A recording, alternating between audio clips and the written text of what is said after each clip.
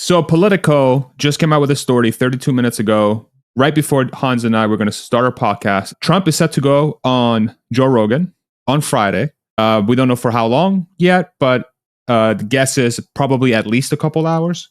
I think Rogan's podcasts, I'm an avid Rogan listener. I can't remember the last time he did a podcast that was less than 2 hours. And I'm pretty sure that's one of the conditions. And Trump has done other podcasts that were at least 2 hours with other people. He did a podcast with Flagrant, with Andrew Schultz. I think that was an hour and a half-ish. He did another one with PBD. He did another one. He's been on a podcast run. But this comes on the news from last week that there was a lot of stuff floating around that both Trump and Kamala Harris were going to go on Rogan's podcast in the coming days. For those that are following this story closely, or the U.S. politics, the election is in exactly 2 weeks from today, so 14 days. So good luck getting away from insane rhetoric from the internet. Hopefully this is a place where it's nice and centered and balanced. That's our goal. I think Hans and I both view ourselves as Hans is shaking his head. Hopefully you get some reasonable center discussion when it comes to this stuff. But yeah, I think what's very interesting about this news is that Politico on Ground News, who's not a sponsor, but they're a great resource for understanding the bias and the factuality of news websites. Politico is ranked as being slightly left-leaning, but their factuality rating is high, this story being published by Politico gives us sort of that backing that says, hey, this is likely very much happening. And it's par for the course with what Trump has been doing, which is sort of going in this massive podcast run with, I think, trying to reach independent voters. And in my opinion, doing a really good job of getting himself out there. Jury's still out if it's going to resonate or not, which is sort of the a strategy that is vastly different from what Kamala Harris is doing, which is trying to be a little bit more towards publications that will give her a favorable interview. She has gone and she went on Fox, which was a pretty contentious interview. A bunch of clips came out of there. But typically speaking, has been going on a media run for publications that would be, let's say, more than fair to her. So how do you take these news, Hans? Remember, we're trying to be centered and balanced, Hans. Come on now, bro. We are now an official podcast, and we got to act professionally, damn it. I mean, the challenge that I have in being centered and balanced in this is that we are podcasters, and we have made our bets on the future of media and the trends of decentralized media overtaking the legacy corporate media, over time. I've lived outside of the influence. I haven't had a cable subscription in over a decade. I can't tell you the last time I watched CNN or Fox or any of these MSNBC, other than short clips that I see here and there on social media. And so I think from that standpoint, people like you and I who live in this world, this is a completely different world than the world that is occupied by people who actually do continue to consume all of these news publications, whether it's, the New York Times via text type of, a publication, or all of the actual video news channels that we spoke about earlier. And it seems like, to your point, the Trump is doubling down on one of his successful strategies in the 2016 election was trying to really make a big bet on social media and thinking that there was an arbitrage opportunity where he could actually reach voters and drum up support on social media in a way that the establishment politicians couldn't and weren't, because and this was both true on the Republican side and the Democratic side. This is part of Trump has essentially taken over the Republican Party and completed a coup. The old Republican Party that existed before 2016 is no longer something that exists. Yeah, it's MAGA. It's the Trump party. It's the MAGA party. It is the MAGA party. And the, there are still politicians inside the Republican Party who are that legacy Republican politician establishment. but those are, they're finding themselves increasingly, disfavored. I mean, Dick Cheney being a great example of someone who, that's supposed to be core Republican, but now coming out in favor of Kamala Harris.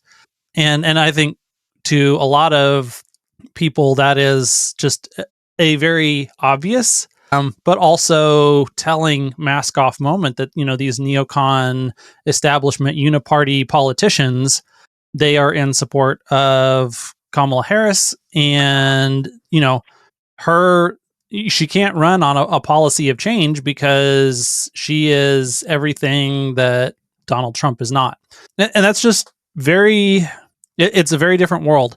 I would not personally bet on the ability of legacy media, especially like the trust in legacy media just absolutely plummeted over the last 4 years. I think COVID was an incredibly huge, we'll call it a black pill on just the quality of what we were being told by all these authority figures, whether it was the media authority figures or whether it was the things that we were allowed to say or not say, even on social media, whether it was, should we trust the WHO? Should we trust the CDC? Like, all of these things have just taken a massive hit.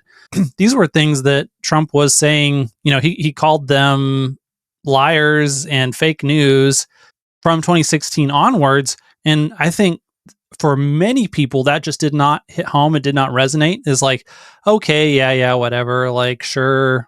But then after COVID, I think people go back and they think about what he said and they interpret it differently now than they did before. And, there's still going to be a contingent of people that don't, agree with that. And they're going to continue to gobble up all of that mainstream media. I don't think that's the majority of Americans anymore.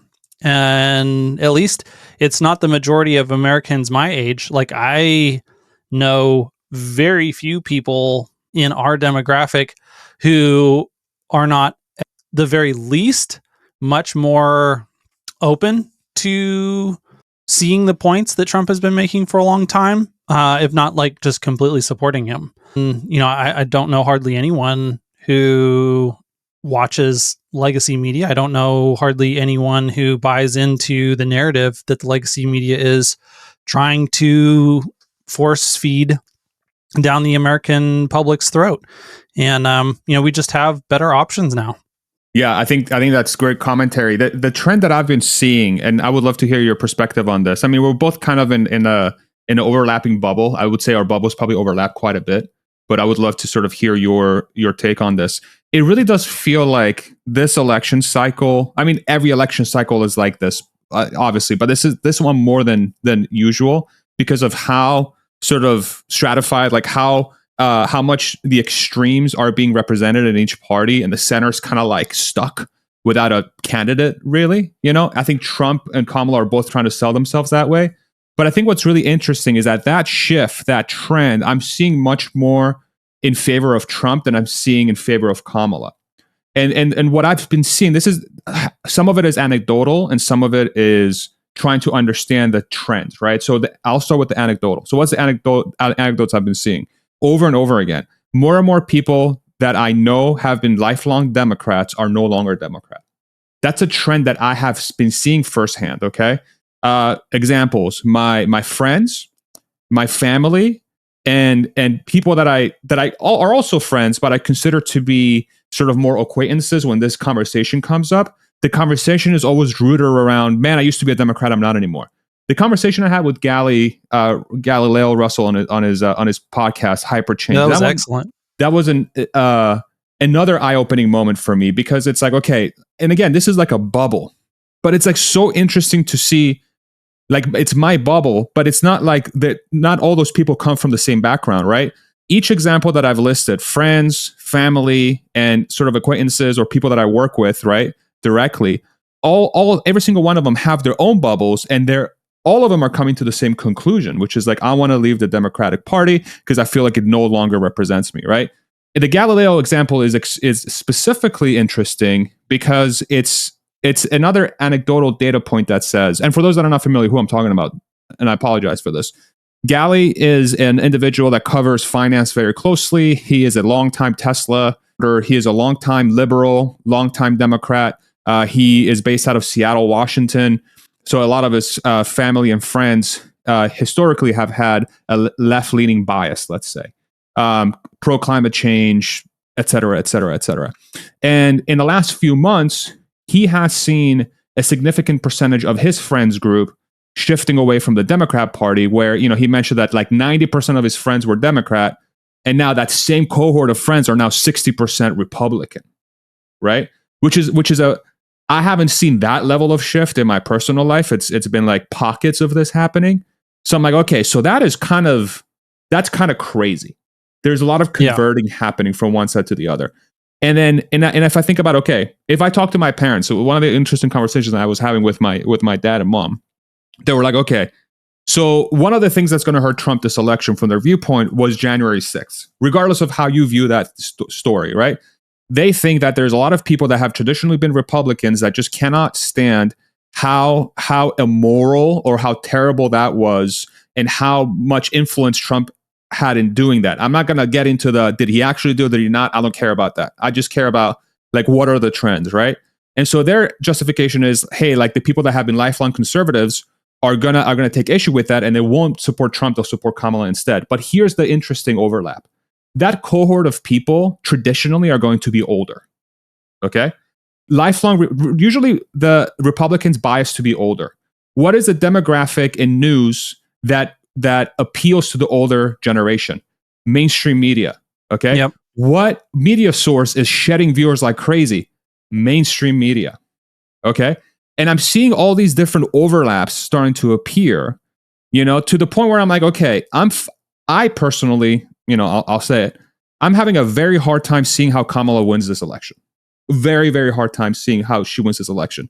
If you look at the polls historically, if you just look at it from a polls perspective, the way they have underestimated Trump's support has been very, very consistent. And in this election cycle, if you look at every single poll, just either from independent sources or traditional sources, where Kamala is winning is within the margin of error or is a dead heat. Okay?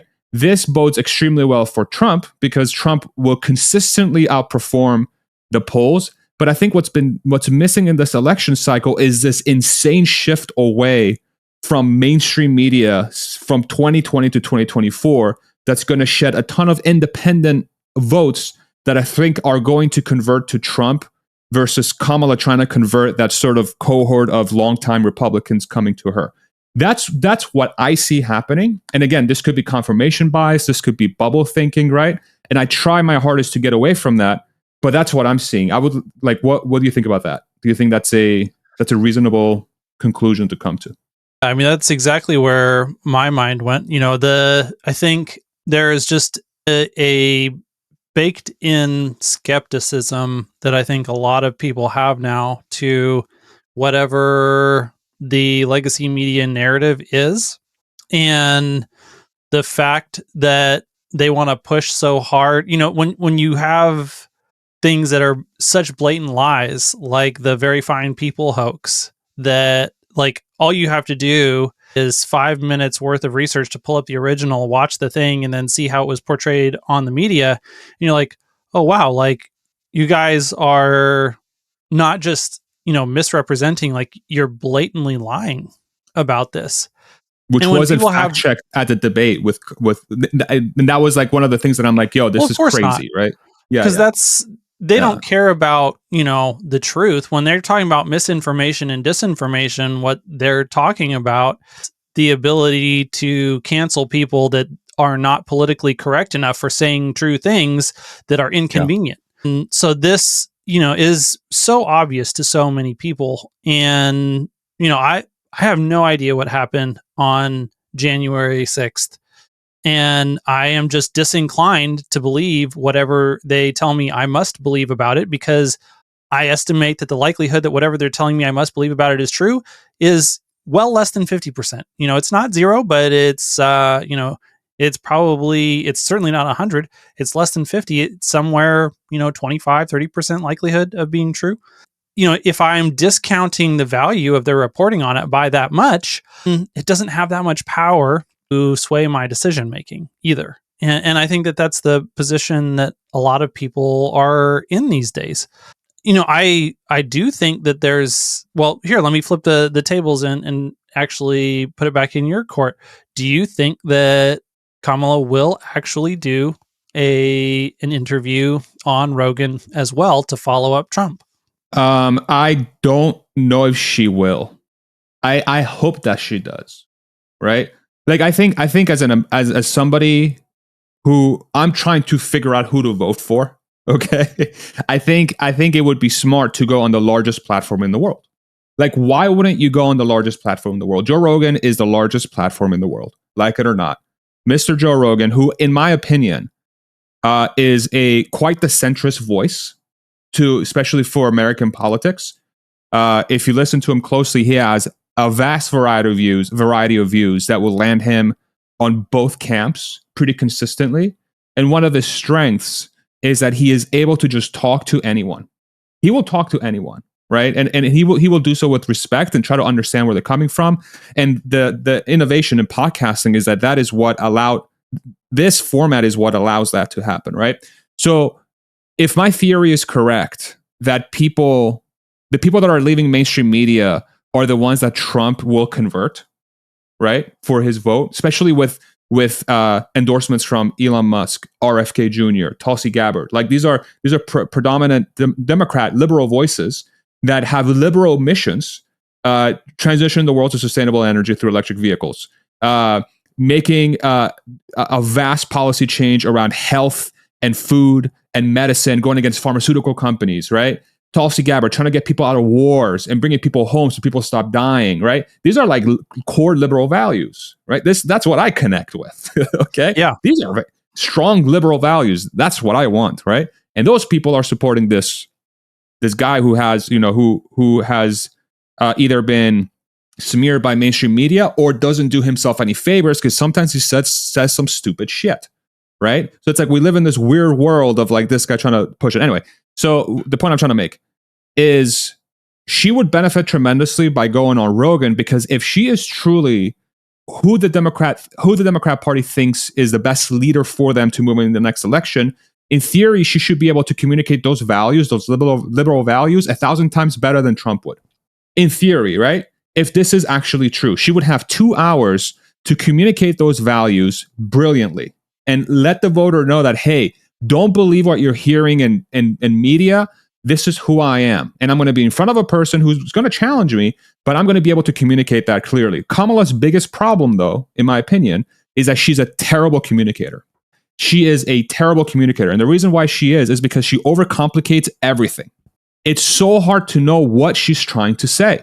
Just listen to any of her long form interviews. It's just very basic questions turn into these like 3 minute long things where Trump has the opposite problem. He dumbs down too much. Kamala just takes it to a stratosphere that doesn't like. It's like we're like, Trump is trying to cater to a 1-year-old and Kamala is trying to cater to like an advanced AI. That's the kind of vibe I get from how they're trying to portray themselves to the public. And this here does a better job at communicating because at least you're reaching people. This here, in my opinion, the people that you're trying to reach and convert, you're just going to leave them confused. Because they're going to be like, okay, what are you trying to say? Like, what are you actually trying to say? So in theory, if she goes on a long form podcast and she actually has those liberal values, this will work to her advantage because now she'll have the time to convey those values and convey what her vision is for the country from a traditionally liberal perspective. But with the Dick Cheney endorsement, I'm not so sure that's actually who she is, right? So I don't know. We'll see. I think she should. I don't think she will. Yeah. I mean, the thing like that wins points for Donald Trump is that he speaks his mind and has a level of authenticity. He's been consistent for many years. That works to his advantage. And so that definitely appeals to people. And that's one of the, especially huge strengths about the podcast medium or the long form interview medium, whether video or audio, is that can really shine through over time. But man, that is a bright, uncomfortable spotlight if you're actually not authentic. And I mean, that is the obvious concern that so many people have about Kamala, is that, she seems to be running away from those types of spotlights very, very consistently. And, there's always lots of conditions that come with her appearances that try to help paint her in the best light possible, usually in an at least somewhat, if not wholly artificial way. And that's exactly what does not resonate with the vast majority of people. I mean, one of the byproducts of the internet, like, everyone is just awash in information and exposure to different people and different ideas, like, all the time. And, the more we are exposed to that, the more we can develop a sense of having a BS meter. And if you, like, I think that the difficult position that she is in, to your point, is that the Democratic Party has and its core traditional liberal values. And so she can't articulate a strong position without making that, like, all of their actions make this absolutely clear. In order to appeal to their base and those formerly Democratic voters that they're, hemorrhaging in mass, they need to not say what their actual true positions are. That, yes, we are now fully on board with being a party that is all in on forever wars, and we love censorship instead of free speech, and we espouse climate change values, but when the rubber meets the road, we value political correctness over actual effective climate policy.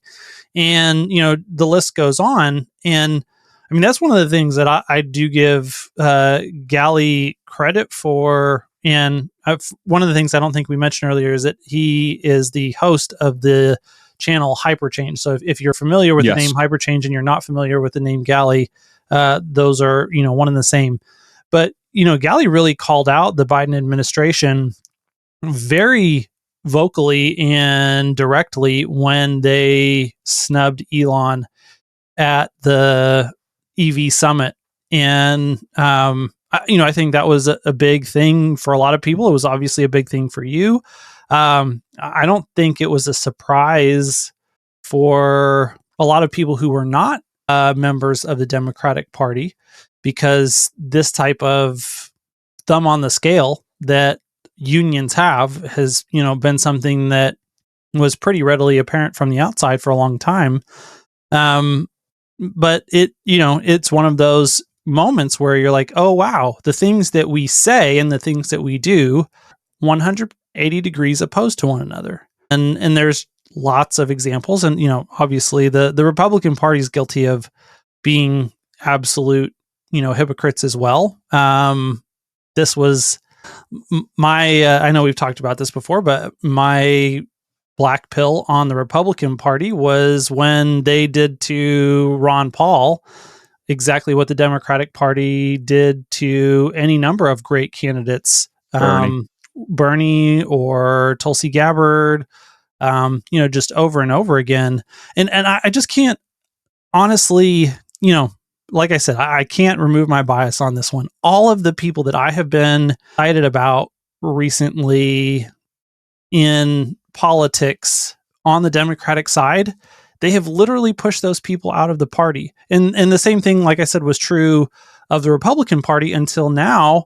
All of a sudden, a lot of those people are actually being given a voice. So, like you said, Tulsi Gabbard, RFK Jr., those are two big names right there that, have come to prominence here in the last couple of years in a big way.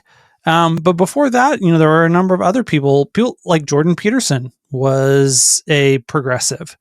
And now he's been, forced into the limelight as, a far right wing neo-Nazi because he doesn't go along with the transgender ideology stuff through coercion. And, Brett Weinstein, Eric Weinstein, like I could go on and on and on. Like there are so many great thinkers who are aligned on the values of liberty and freedom of speech and limited government. These are the things that I have very strong beliefs around. And like I said, influenced by Ron Paul. And from my perspective, what it looks like is a lot of these people who are independent thinkers were basically unwelcome in the establishment wing of either the Republican Party or the Democratic Party. And it's just that, this most recent cycle has been particularly hot for the Democratic side of the things. All these people have been forced out of the crazy wings and into a more centrist type of coalition, and somehow being forced to ally themselves with Trump, who I wouldn't say is particularly centrist, but he's definitely not as far right as the mainstream media would have you believe. And it's just a weird, an uncomfortable situation, but one that, I can't escape from the fact that, like I said, literally almost every single person that I have great respect for as a thinker and a communicator, I have followed closely over the last 8 years. Almost every single one of them has come out in support of Trump. There are definitely exceptions to the rule, but almost all of them. And that is weird. I just can't, I can't escape from that. Democrats were right. It's weird. It is weird. It is weird. Yeah, I think that's what another thing that's funny, like talking about all the Democrats that go into the Republican side. Trump was a Democrat. Yeah, people forget he was a New York Democrat. And when he ran, I still love that video of on The View where like The View is like they're gushing over him when he was. But I think what's very interesting about like watching his, I think this is one of the things. Go ahead. You want to say something? Go. Well, I wanted to reference, so when we were on with Stephen Mark Ryan, one of the things that you said about Trump that you had a really hard time with and made you not want to trust him is that he was a New York person. Like you can't get out of real estate. New York real estate. You can't get out of New York real estate without being shady. But think about that fact. Like I would agree. I think that in order to be successful in New York, he not only had to play the game, he had to play the game of the Democratic Party elite by their rules. That's why he had to, there's not an option for him to be a Republican there during that period of time. He was a Democrat, so he knows all of the shady shenanigans inside and out because he played the game and won from the inside. But you would have to trust him that he's going to fix that. And that is the challenge somebody like me has. It's so hard. Like, how do come on. Like that's the challenge. And I think that's the challenge of a lot of people is like that cognitive dissonance almost, right? Like it's almost like in theory, he could be one of the forces to actually fix stuff that needs fixing. But by default, he would have had to play the game in order to learn how to break the game. Okay. Yep. So it's like, wow. And so has he been fully corrupted by the game or not? That's right, the question. Exactly. And I feel like that's one of the big takeaways I had from our conversation with Rohan was, I think that Trump is absolutely cynical enough to feed people like RFK Jr. and Tulsi and Elon to the wolves to accomplish his own political aims. And I don't know if he's, competent enough to actually accomplish the draining of the swamp that he talks about wanting to do. Was not super effective at in his first campaign. And so, I think that there's a real possibility that all these people that I care about and respect become cannon fodder in a very, very bloody political game over the next 4 years. And that does, bring, I think, concern on my point. But when I sit and I think through the implications of that, it's like, well, at least they will be given an opportunity to stand up for the values that they believe in, that I believe in, and that I feel like if we don't address, actually do put the United States in, existential danger.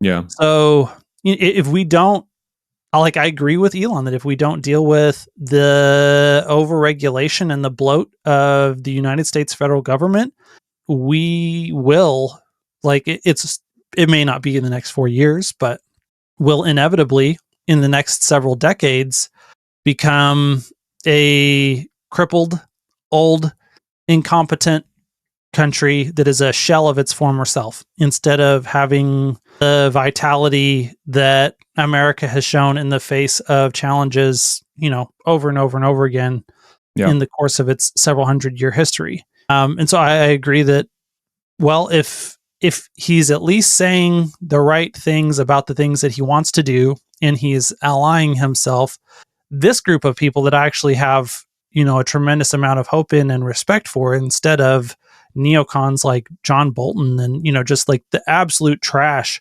that he surrounded himself with in his first presidency, then, I don't know if it's going to work. But man, I sure would hate to look back and regret not making an effort to at least try.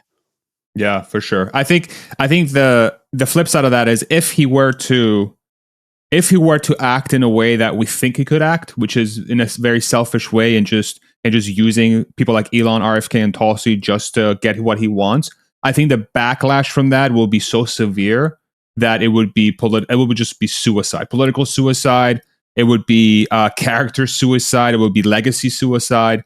Because now I think the unique thing about this election cycle is I see it with my own two eyes. And again, this could be bubble thinking or just isolated thinking. I think who he is appealing to now are fundamentally much more free thinking and independent in their way of thought. And I don't think they necessarily have any allegiance to Trump or any allegiance to the MAGA movement in a passionate way, like the core MAGA base. Like the core MAGA base is very Trump he is our savior. He is the only one who can do this, right? The people he's trying to cater to win this election are not those people. Are okay, he seems a lot more logical than in his approach than Kamala. It seems like he has a lot better policies that are America focused. He is partnering with the right people to get change done. Objectively speaking, partnering with someone like an Elon Musk to clean up government is a brilliant idea. That's the best person you can use for that. These are all very pragmatic, objectively good policy decisions. And that cohort of the voting base, if he starts doing that, I don't think Tulsi is going to stand up for that shit. I think Tulsi is going to be like, yo, you used me. I don't think Elon's going to stand up for that shit. I mean, Elon has shown that he doesn't care. In his head, is truth or not truth from his perspective, right? Is good or not good, right? I don't think RFK would stand for that either. These are people that, from my viewpoint, from my vantage point, I don't know them personally, but they carry themselves, it seems, as people that are much more free-thinking and independent than your typical politician. So that's one downside risk that I see. And that's another thing that helps him too, because it's okay, so is that a signal that says if he's willing to cater to that group of people, knowing the downside risk of using them as a way to get his political stuff done and just throwing them aside and getting what he wants done and using them to get the votes, right? He surely must know that if he crosses these people, it's not going to be a good outcome. It's not going to be, I don't know. That might be naive of me to think, but if I'm in his shoes, I would be thinking about that. If I have Elon, RFK, and Tulsi on my corner, do I really want to piss him off? Seems like a really bad idea. I mean, if he ends up in the presidency, I think that those three people are going to be a big part of the reason why. And it seems like not a smart move to turn on people who are very representative of independent or go for it. No, did you want to say something first? How much do you think Elon has swayed this election? I think he has swayed it dramatically. Why? I think the purchase of X, one of the most consequential things that's happened in American politics in many, many, many years.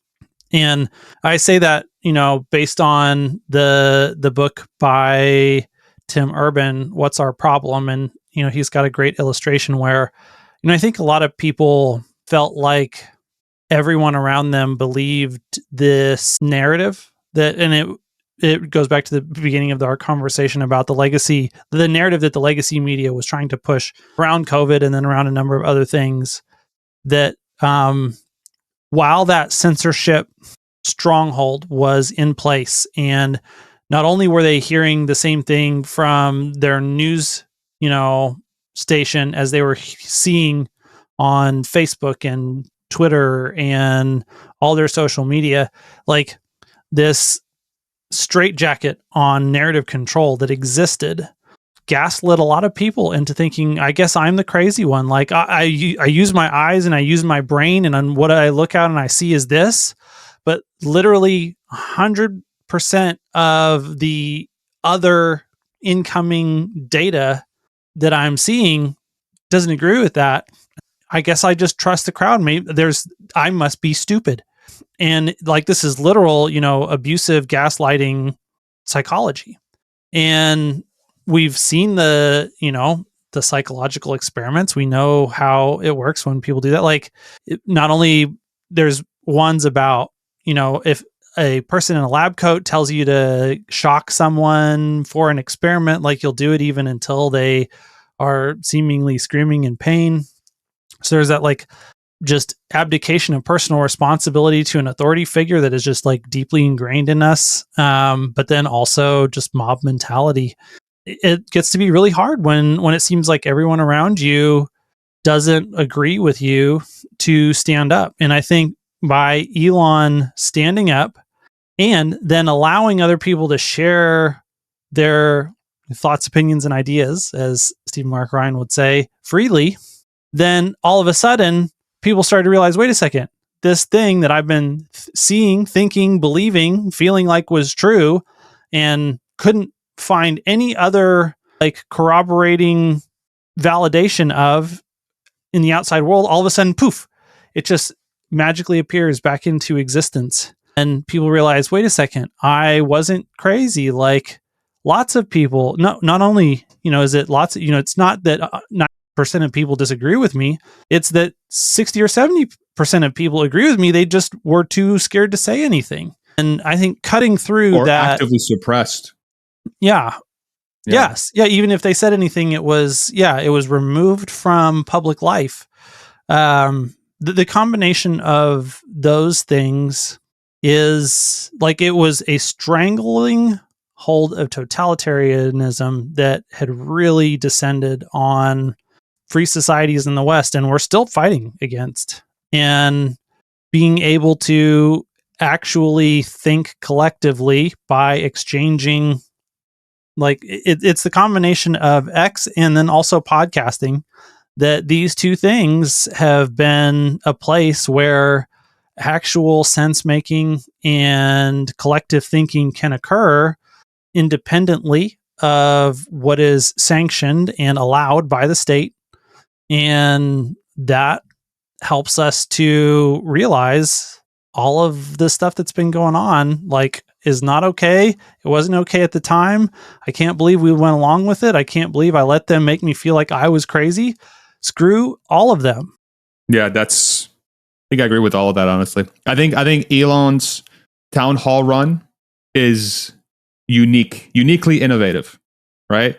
I think that is going to help convert some people, I believe, because if you watch those town halls, which they're all available on the channel, in case you guys are curious. Accidental plug. I'm a YouTuber now. I got to do these things, Hans. Okay, go check it out. But anyway, giving away that free check for $1 million to a random person for the rest of the year, right? I remember Andrew Yang tried to do something. Go ahead. That should probably be looked at by law enforcement. It should. Okay. Even though I remember Andrew Yang did something very, very similar in the 2019 thing, where he was like, because he was a big proponent of UBI, and he was like, if you go on my website and sign the petition that says, we need UBI, we'll select 10 people at random that will get $1,000 per month for the rest of the year. But that was fine because, a Democrat did it, right? But when the number goes to $1 million because the guy can afford it, it becomes potentially illegal. But, I don't think. Never mind all that George Soros money. Yeah, no, forget about George Soros. Yeah, it's okay. He can keep doing whatever he wants. I think that run is unique because I think it's giving a lot of people that traditionally didn't pay a lot of attention to politics, are now paying attention to politics. And I think there's going to be a level of sort of like, well, if the richest guy in the world who's very good at making companies is voting for Trump, maybe I should too. I think there's a level of people that will definitely 1000% do that. And I think those are the kind of people that are potential flips that would traditionally vote Democrat that are now going to vote Republican. Okay. I also think that I agree with your point of X. It's funny you say this because I have a friend who used to work at Twitter. He used to work at Twitter pre and post Elon acquisition. Okay. And he made a comment very similar to yours that said, if it wasn't for Elon buying Twitter, the political discourse in this country would be so different. Because Twitter, traditionally now X, has been a place for most people to get their news. That's just true. A lot of people get their news through Twitter. And now Twitter, now X, has completely transformed in how that news propagates through the For You and the algorithm, right? I laugh when when there are people out there that say that traditionally speaking, Twitter was more right-leaning. It leaned conservative back in the day. It was like, that was such a mind-blowing conclusion.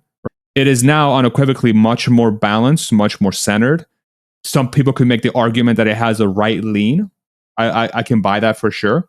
When you have so many people already using this app, are getting their news in a very different way, and they're choosing to stay on the app, and more people are using it, that tells you that there's been a demand for that type of content, that type of information, but there hasn't been a supply, right? And so that supply demand dynamic has now changed. And so by default, you are going to expose more people to information that traditionally wouldn't have been exposed to it. And that could flip votes. And my point is, I don't see the opposite. Like the opposite of like, okay, how can Democrats get Republicans to come to their side outside of the neocons? Again, that cohort of people is tied to a media machine that is dying, literally dying. Okay, so I agree with you. I think he has shifted it. I mean, again, we could be talking from a bubble perspective, but I think it's objective to say that this guy probably has about as much influence as he's probably a top 10 influencer in the world. You know, Kardashian, Rogan, Swift. These are the people up there. You know, it's like, who has more influence? Taylor Swift endorsing Kamala Harris or Elon Musk endorsing Trump? And my argument would be Taylor Swift's endorsement is very expected. Like her cohort is probably already going to vote for Kamala. I don't think she's going to turn a lot of people to Kamala. I do think that Elon's going to turn a lot of people to Trump that would have either been non-voters, third party, or Democrats. I think that effect has a lot more effect than your Swift or whoever, like your Hollywood actors and your musicians coming out in support of Kamala. You already know they're going to support Kamala. Trump supporting Trump is a big, like, again, Trump, RFK, Tulsi. These are three people that flipped votes, and Elon probably more than most of all. Yeah, I think authenticity is another point to bring back up here. Like when Taylor Swift or these Hollywood celebrities endorse a Democratic candidate, it's like, yeah, but do you actually believe that? Or are you just saying that because you have to? And, like, I don't know if that's fair or not, but that's definitely the sense that I think a lot of Americans have is like, yeah, like you have to go along to get along in that town. Like in your business, if you don't say that, you're not going to get work. So of course you can't say what you actually think. Whereas for Elon, who is a lifelong voter, to say, you know what, I don't support Biden or Kamala anymore, I'm throwing in with Trump. Like, that he legitimately believes that. And that's not just words that are coming out of his mouth. And so, whatever you assign the reasons for that being, at least you believe that's what he authentically thinks and believes. And I think that also, like I said earlier, goes a long way with people who have a giant BS meter these days. Yeah. And, he's done an 8-hour long, town hall run over the weekend, in 4 separate days to explain why. And I think that has, again, in this age of like podcasting, long form content, I think a lot of people are paying attention to that. It's a lot of activation. It's an activation of a voting base that that the Republican Party wouldn't have gotten in the past.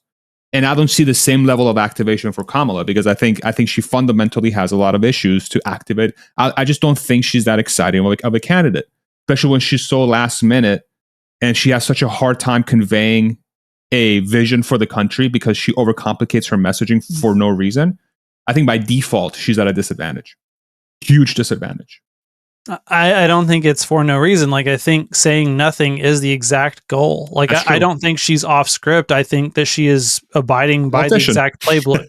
To give them their due, that kind of worked for Biden against Trump. That, their whole strategy is not Trump. Like, just let Trump talk, and by talking, he'll hang himself. And as long as we don't say anything objectionable, we'll win. And like I said, that did win for them in 2020, but I don't know that it's going to work this time around. Yeah, it certainly doesn't resonate. It doesn't, like you say, activate people. And I think a lot of people right now are activated because they've seen the deterioration in their quality of life over the last 4 years. And it is upsetting. It's motivating. Like, we need something different. And I don't see any path for her to make a compelling case to the average American voter that she can do anything differently during the next 4 years than was done over the past 4 years to actively make their day-to-day lives better. Like, there are some cohorts where, maybe she can win with, but like, I don't think it's enough. And I think that's why she's the candidate, because of how everything transpired with Biden. I don't think any Democrat that knows how to play politics would have seen the situation and be like, I don't have enough time to convey why I'm better. You giving me how many days? You gave me 90 days to go up against. That's absolutely not true, because RFK Jr. was that person. That's very true. He, it wasn't that they didn't have options that they could present that could do that. It's that those options were absolutely unacceptable to the Democratic Party. That's a great point. That's 1,000% true. So, and when Biden stepped down, right, they could have opened up the process, but I think the response was, if you are a politician that wants to actually win and doesn't want to ruin because if you lose an election, you're probably not going to win another election in the future unless you wait 30 years like Biden did, or whatever, 20 years, and run again against Trump, right? Unless you want to do that. So I think with that short window and the situation that they were in, I think it was like Kamala was just the default. Like, I used to think it's like, hey, they overthrew her because they want Kamala to be president. Like, I think it's more like, hey, it was a horrific mismanagement of everything. They were not honest about Biden's cognitive ability, and they waited way too long. Biden was his ego and he was way too stubborn, and then he just set up the party for downfall, because it's like, this is where you guys are, and good luck. I mean, the party that put him, the party that put him in power in the first place was, like, you have to be incompetent to select that guy as your commander-in-chief in the first place. Yeah, but he won. And then, because the bar was so low, and they had a lot of, other things on their side, with the legacy media still having, some shred of credibility left, and people just being so tired of, the craziness of the 4 years prior. Like, we now have a proof point that the craziness was not because Donald Trump was president. The craziness was because politics in the United States has just reached this level of crazy. And so we know the next 4 years are going to be crazy, kind of regardless. And it's like, okay, well, I guess, whatever it is that they're trying to warn us away from with Trump can't be any worse than what we've already been having. In fact, maybe there is a chance that it could be better, because even though I remember all the crazy things that he said, I also remember a lot of things that were actually a lot better under his presidency until COVID broke out, which, I think is also something that lies at the feet of people who lean primarily left. Yeah. I think Yeah, dude. It's so crazy to think that that same guy is now the guy that's running for that side that is starting to like accrue all these different people that traditionally would have never supported him, that would have been actively against him very vocally. I mean, like I cannot understand, and I can't state this strongly enough, if this presidential race was RFK Jr. as the Democratic Party candidate versus Donald Trump as the Republican Party candidate, I'd be voting for RFK Jr. Yeah. Most of Same. the people that I can think of would be voting for RFK Jr. Same. They had the opportunity. So why? And this is the thing that like just does not compute unless you are willing to go to, dark and cynical places. Why would the Democratic Party refuse to have someone like RFK Jr. represent them as their candidate in this election? Because they're not connected to the will of the people. Because they're not connected to what the people actually are after, what they're what they're hungry for, what their displeasure is, what they're upset about, how they get their information. Like it's almost like they use the legacy systems to figure out what people actually want and actually care about in a world where we're in a completely different. We've moved on. We've moved on from how we used to poll for what people wanted. It's obvious. I 1,000% agree with you. If the Democrats were stuck with RFK Jr., he would have whooped Trump's ass. I think he would have won by a lot. Lot. I really think so. Regardless of what people think, and again, but the mainstream media machine actively smeared a Democratic candidate in the same way they smeared Trump. Yeah, that is what's mind blowing to me. So it's like. And they did the exact same thing to Tulsi, in the last election cycle, and that's Elon. Like Tulsi laid Kamala Harris absolutely bare for who she is. She ended her campaign. She ended it like decisively, and that is the reason. Like it is not okay in the Democratic Party for you to go against the appointed person, which, is like Kamala ticks the boxes. A woman and a person of color who will say and do anything we ask her to. Like she'll be a parrot for whatever the party says. It doesn't matter what her past history was, what her past positions were. Like she's completely puppetable, and she comes in the right form factor. So she is the right person. And it's such a shame, right? Because that's like, part of me says like, that's an unfair characterization. But then you look at how she literally flipped every single policy she's had historically to try to be more moderate, right? It's like, okay, yeah, so you're just a politician. You're a politician. You just want power. You want to be in a place where you can just live your lifelong dream of becoming president of the United States, because that is what you want to do. It's not a service to the country. It's a goal you have to be in a seat of power. It's the opposite of what this thing is supposed to be. And the problem is that, again, I am not sold that her opponent is the opposite.